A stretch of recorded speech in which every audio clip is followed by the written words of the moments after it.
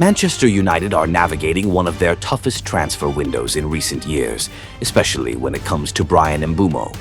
The Brentford forward has become a top target at Old Trafford, but despite weeks of effort, United still haven't closed the deal.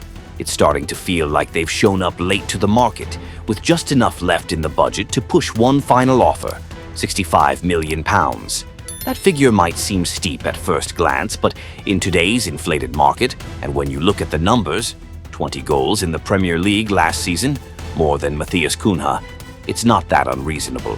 Especially when you consider that United were willing to pay £62.5 million for Cunha not long ago. But this isn't just about whether Mbeumo is worth £65 million. The real question is, what other options do United even have left? Delap chose Chelsea. Gyökeres only wants Arsenal. And United, stung by several recent rejections, can't afford another embarrassment. Right now, United are no longer the club that picks and chooses. They're being forced into pragmatic decisions. Mbeumo isn't flashy, but he's reliable, versatile on both wings, works hard off the ball, scores goals, and is physically strong. Let's be honest, United aren't pursuing Mbeumo because he's the perfect fit. They're doing it because there are no better options left. That's the difference between taking control of a negotiation and reacting to desperation. United's interest in Mbeumo dates back over 6 months, right after Ruben Amorim took charge. Back then, Mbeumo wasn't a top target, just a backup in case the Cunha deal collapsed. But as the season progressed, his consistent form, 20 league goals, made him impossible to ignore. Around 5 months ago, United quietly approached Brentford with a £40 million proposal. It was immediately rejected. Brentford knew they had a gem on their hands. Newcastle, Tottenham, and even Arsenal were circling. When the season ended, United came back with £50 million, then £55 million. Still no. Meanwhile, Mbeumo started leaning toward United. He turned down Newcastle, showed little interest in Spurs, even with his former manager Thomas Frank now in charge there. About 3 weeks ago, things escalated. Mbeumo publicly declared his desire to join Manchester United. Personal terms were agreed quickly, nearly triple his current wages, a contract until 2030, with an option for 2031. Only one hurdle remained: price. United submitted an offer worth €45 million plus €10 million in add-ons. Brentford said no. They pointed to the Matthias Cunha deal and demanded a similar fee, at least €62 million. Even when United raised their bid to just under €60 million, Brentford still held firm. Spurs dropped out. Newcastle fell behind. Onana, meanwhile, reportedly played a key role in persuading his Cameroon teammate to pick United.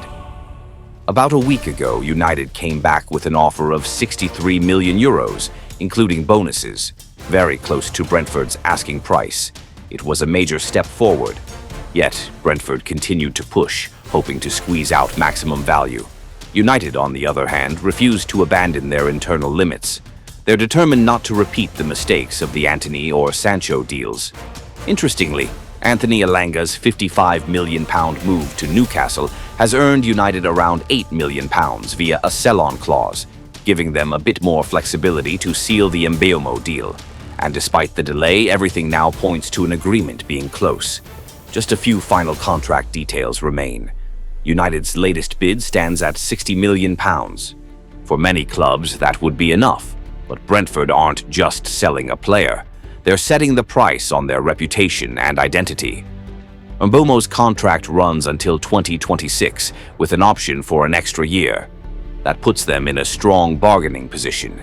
They don't just want the money, they want it clean. No dragged-out installments. No 5-year payment plans like the ones United floated for Cunha. And speaking of Cunha, that very deal is the reason Brentford feels so justified. If a 26-year-old who scored 15 goals can fetch over £62 million, then surely Mbeumo, 1 year younger with 20 goals, shouldn't go for less.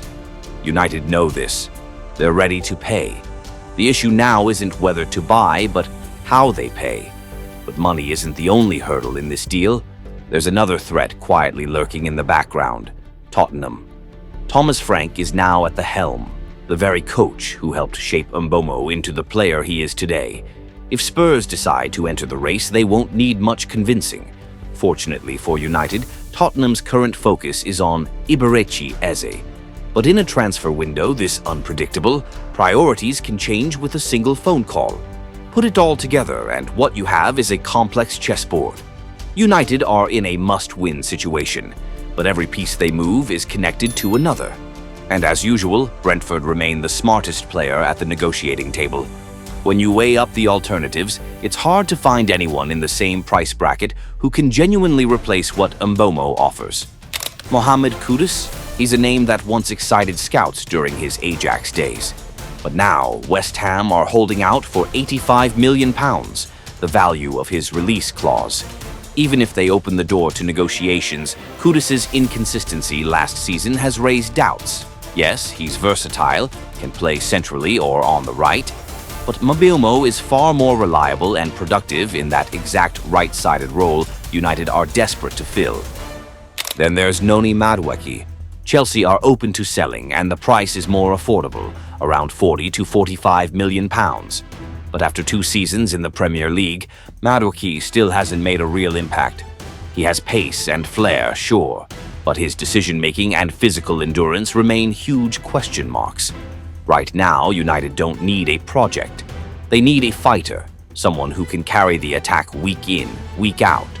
Over in France, Magnus Akliouche of Monaco is an intriguing talent. He's dynamic, creative, and has that right-sided number 10 profile. But the Premier League is a different beast. £51 million for a player who's never experienced English football. That's a gamble. Bradley Barcola? Phenomenal, no question. But PSG don't want to sell, and any club brave enough to try will be quoted over £90 million.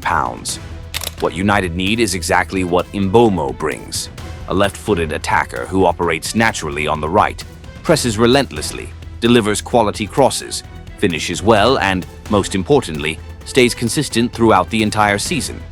The beauty of Mbeumo is that he isn't flashy enough to start a transfer war, but he's quietly efficient, and he fits perfectly with what Manchester United are lacking right now. His 20 goals in the 2024-25 Premier League season didn't come from penalties or set pieces. They came from intelligent movement, timing, and clinical finishing, qualities that are incredibly rare, and even rarer under £70 million in today's market. That's why, despite scouring all of Europe, United find themselves circling back to the same name: Bryan Mbeumo. The only questions left are, can Manchester United close the deal at a reasonable price? And more importantly, is Mbeumo the missing piece that could finally revive the Red Devils' struggling front line?